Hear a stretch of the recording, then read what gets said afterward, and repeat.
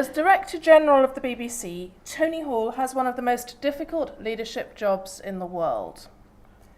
He took over an institution that is one of the foundation stones of British culture and society, as quintessentially British as the NHS and constitutional monarchy, at a time when it was being racked by one of the most serious crises in its long and distinguished history.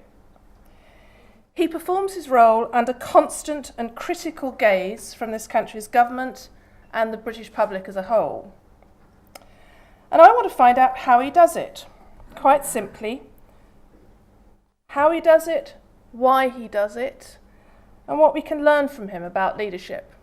One of the reasons I'm fascinated by professional service firms is because they're collections of highly intelligent, highly educated, highly motivated, highly insecure, highly egotistical, arrogant individuals. How do you actually get them to work together? I mean, do you have to be different present yourself in different ways to these different groups? Is the trick that you're always the same and wholly authentic? Do you even think in these terms? I hope I'm the same. I can't be other than who I am. But obviously what you say and how you speak and may vary according to who you're speaking to. And I've got a thing, an obsession with plain language. I think broadcasting, as any profession, can fill itself up with gobbledygook language that no one really understands. So I think, sort of plain English is really, really good. So the BBC has a reputation for vicious internal politics. I want to know how an apparently decent man like you has risen to the top of it. I think internal politics thrives when people aren't clear about what's expected of them, when you don't have a sense of team and coming together, and when you're not clear about where you're going. You've got to look outside the organisation, and if you're running it, you've got to make sure the organisation is always looking outside and thinking about how this appears outside, not how it appears in terms of silos. Are there any aspects of the culture of the BBC that you'd like to change? I go back to this word confidence. I would like the organisation to take the creative or other risks that I think the BBC should do. I think the BBC should be recognised for an organisation that does not have to make commercial decisions, therefore can run with the flow of what an artist, a creator, a director, or a journalist or an editor wants to do.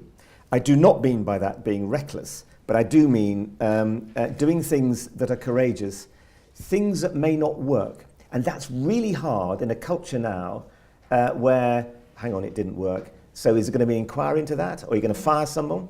And I really think you've all got to answer this question about how you have a culture in which people can take risks, can do things that are bold, can do things that are courageous, and actually there's not, if something goes wrong, as inevitably things do go wrong, loads of stuff goes wrong, you are not looking for victims, you learn from that and move on. I would like to ask you, what are your top 5 lessons that you would like to pass on to us from your experience in terms of crisis management or in terms of leadership?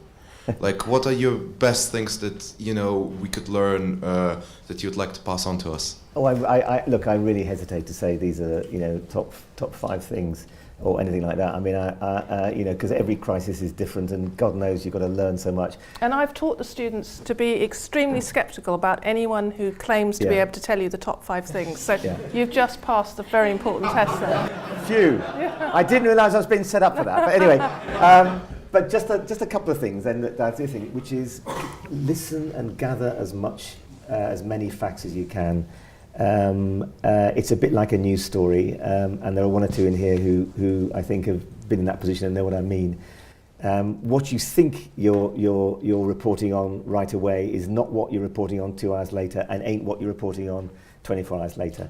So I think be really careful about what you know and what you don't know.